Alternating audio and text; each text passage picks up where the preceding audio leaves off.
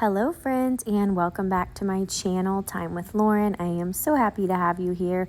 Today's video is a meals of the week, and I am so excited. I love to share these types of videos with you guys because I enjoy watching these same types of videos just to get new ideas and fresh ideas for our meals that we eat. Keep things, simple but nourishing and easy to do. So let's go ahead and get started. Alright friends, it's that time. Let's grab some things from the freezer and get ready for our meals this week. We have some snapper and shrimp that are stuck together, so they're both coming with us. I think we'll grab this big roast, and I will make it once, and we will probably eat 2 or 3 times. I'm gonna grab some ground beef. These are 1.5 pounds. And I think I'll grab the last of these chicken thighs from Costco because we really enjoy grilling those.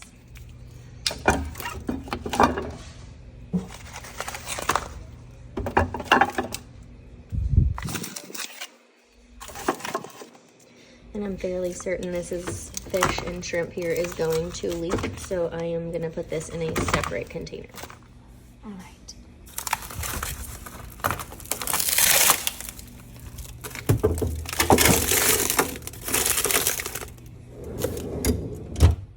All right, so to start this week off, I am just taking some of this round steak, which is in cuts of roast, and it's been tenderized through a mechanical tenderizer, and I'm just tossing it in some cornstarch.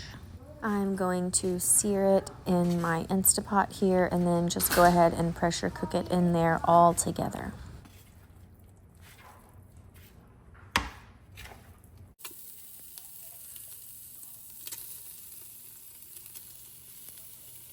All right, so this meal almost didn't happen tonight because I have a sick kiddo or 2, and so I have older siblings entertaining little ones right now. So this is not the most ideal cut of meat. This was a beef cutlet, so these are tenderized they're the end cuts of roast pieces, I believe, and they're tenderized through a manual like a automatic tenderizer, which is great for chicken fried steak. However, that's not what I'm using it for tonight, but I'm just using what I have, and I didn't want to make chicken fried steak, so I was trying to think of something that I could use for an easy meal. And so we didn't want beef tips and rice, so I'm just going to make like an Asian-inspired beef, and it's going to cook in here and saute and sear up in that cornstarch. Sear up, not syrup, because we say syrup in the South.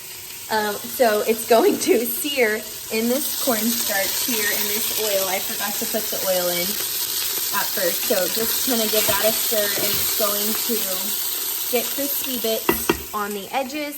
And then I'm just gonna put in about 1/2 cup of water, and then a little bit of that Japanese barbecue sauce, and we are gonna do high pressure for 10 minutes and serve it over some jasmine rice, and I'll have to see what vegetables I have to throw on the side. All right, so my meat is sort of seared, not really, but I just need to get this going. So I'm going to turn it off of saute, turn it to pressure cook high, and I'm just gonna set it to 10 minutes. And then I have about 1/2 cup of water here. It's gonna go in there and help thicken up that sauce with the cornstarch. And then I'm going to use this Japanese barbecue sauce that we've been using. Ooh, apparently I burnt my food. It's funny that it says that.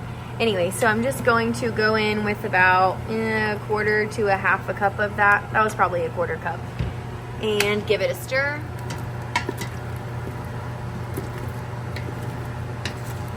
And I might add a little bit more water, we'll just see, but I'm just gonna set this to high pressure for 10 minutes, and then I will just let it naturally release until we're ready for dinner tonight. All right, so this is done. I did high pressure for 10 minutes and it thickened up nicely. The meat is super tender. You can see here it just pushes apart.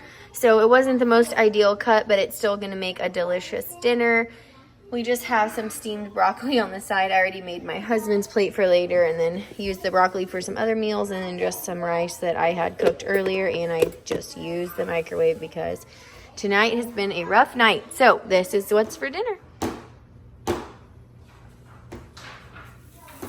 Some of you might be wondering what my children are doing while I am videoing and cooking meals. And the videoing really isn't that big of a deal because I'm just recording what I'm already doing, and that is a lot of cooking and cleaning and homemaking. And so this is an activity we really love. We actually have 3 or 4 sets now because one wasn't enough, but it comes with all of those pieces that it shows there, and it's such a great open-ended activity that allows the kids to experiment and create, and it's different each time. I will link below what these are because all of my children love these, from little baby toddlers to big kids. I really like that they can be creative and work together or work individually because of the little sets. So like I said, we have 3 and it's definitely a most loved toy. All right, so tonight's super simple dinner. We have the chickpea pasta and just some sauteed broccoli. This is like a super lightly sauced, like there's not much sauce at all. I just did a couple tablespoons of heavy cream, some butter, olive oil, and then I did a little bit of chicken broth at the end once everything had cooked, and a little bit of Parmesan. There's lots of garlic in here. So this is just an easy 2-in-1 side. It's our carb and vegetable. And then just some extra, cooked a lot of meat because I'm just meal prepping just to have, this will serve us for 2 meals. I'll have lunch. My husband will have a work meal. And so anyways, I did some chimichurri seasoned red snapper, and then I did some just like a Cajun seasoning. So whatever we don't eat will be packed up and served for lunches the next day. So this was this dinner tonight. All right, you guys, I'm getting started dinner early today. It's like 1 o'clock, and I'm just going to sear this big old rump roast here. I have my favorite seasoned salt. It's a Redmond's Real Salt Organic Seasoned Salt Blend, and I just have my Instant Pot to saute. I'm gonna sear this on both sides, and then I'm gonna pop it in there on high pressure with a cup of liquid for 1 hour. All right, so I'm just gonna add a cup of water, some onions, some garlic, and bay leaves. I'm gonna pop the lid on, and this is gonna cook on high pressure for 1 hour. All right, so our roast cooked, and then I kind of broke it up. I added some chunked up carrots, and then I did it for another 8 minutes. We have this going for mashed potatoes. And we have some flour and water here. I'm just going to dump in here and thicken up this broth to be a gravy. All right. That, my friends, is what your roast should look like when it's done cooking. All right, so dinner is done. We are just about to dig in. We just have some roast and carrots, mashed potatoes, cornbread freshly milled, and for dessert tonight, a special treat. We have a pecan pie with a fresh milled pie crust. Cannot wait. All right, so I don't use a lot of convenience food, but this is one thing that I keep on hand for quick and easy dinners. These are the grass-fed burgers from Costco, and then the Alexia sweet potato fries. Okay, and so instead of just draining all the meat here and all the fat, just throwing a paper towel in here and soaking most of it up, and then I will just go dump this in the back ditch. And now I'm just going to finish searing these in one pan. All right, so it is pouring down outside like a monsoon, which is why I didn't cook the burgers outside in the first place. So I just took multiple paper towels and wrapped them up, and each time one got wet or filled with the grease, I just stacked the others on top and then just wipe it out. And then I'm just going to put this in the trash, and I don't even have to wash a pan. All right, y'all. This just goes to show that you can eat at home most of the time without having fast food. I just lower my expectations. So while these were supposed to be burgers on the grill, or they would have been much better as burgers on the grill, that did not happen tonight because number 1, it's raining, and number 2, I am very tired. And I do not have buns and lettuce and all the fixings, but guess what? We are gonna have burgers and fries. This is going to be a delicious and nourishing meal, and we just have some home canned pickles. The baby has the meat, and I took these out before they got too brown because they're still soft, easier for him to chew. And then we have home canned pickles, and then there was just half an apple sitting on the counter that I wanted to clean off. So that went on plates. However, I divided it up, and that is dinner on this night. We are off to church, and Mom is just so tired, but instead of hitting the drive-thru, I did cook dinner thanks to Costco's grass-fed burgers and some Alexia sweet potato fries. So that was dinner on this night. All right, so if you remember the beginning of the week, we took out 1.5 pounds of ground meat. So I just took that and I mixed my homemade, super easy, the most delicious you will ever have meatball recipe.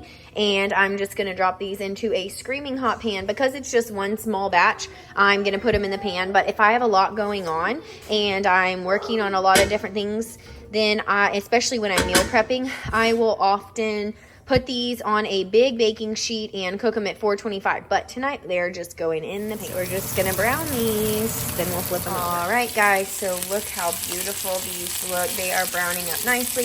And then this is how I make my pasta. It's super easy. I put a jar, I'm doing cheater spaghetti, so a jar of marinara sauce, and then I fill it halfway up with water, pour that over, and then I'm just gonna put the lid on and simmer that till they're cooked through. You do wanna make sure you stir them so they don't stick. And so once these are browned on both sides, I just put a lid on them and turn the heat way down. And then this is the spaghetti I'm using. It's just a big pack I get from Costco. All right, and so a quick trick if you don't want to chop garlic or put it through a press, you're just gonna press it like this and break it, get it out of its paper, and then whatever you're cooking, if it's gonna boil or cook for a little while, then you can just drop the whole garlic into there, and then while it cooks and simmers, that garlic is going to break down and become really soft, and then you can just smash it up into your dish. All right, so you can see, I don't know, maybe this is like halfway through 8 minutes or, whoopsies, 8 minutes or so, and you just want to make sure you stir it because you don't want it to stick to the bottom. But once it gets to this texture, then I turn it down. Once it actually comes to a simmer, I turn it down and put the lid on, and that way you don't burn the pasta to the bottom, but just keep it going and keep the lid on so that it can steam. All right, so this simmered with the lid on for about maybe 20 minutes, and this is the perfect amount of sauce for our family. But if your family likes it saucier, then you can either reduce the noodles or you can add more sauce at the end. All right, guys, everything is ready. We're having a super simple meal tonight, just spaghetti and meatballs, so everybody can portion it out how they like, and that is dinner on tonight. All right, and then this is our pizza dough that we use to make calzones, and because I preheated my pan at 475 and then baked our cast iron pizza, you do need to bake this type of pizza if it's like a regular pizza in a pan here at 475, 500, 550 even, because you really want the bottom crust to brown and get crispy before like as quick as possible, and that happens with a super hot preheated pan. However, these I typically bake at 400, but again, I had the oven going for that pizza, and so these got a little too brown, but it's, you know, it's perfectly fine. These are cooked, and this is what we're having for dinner tonight on our pizza movie night.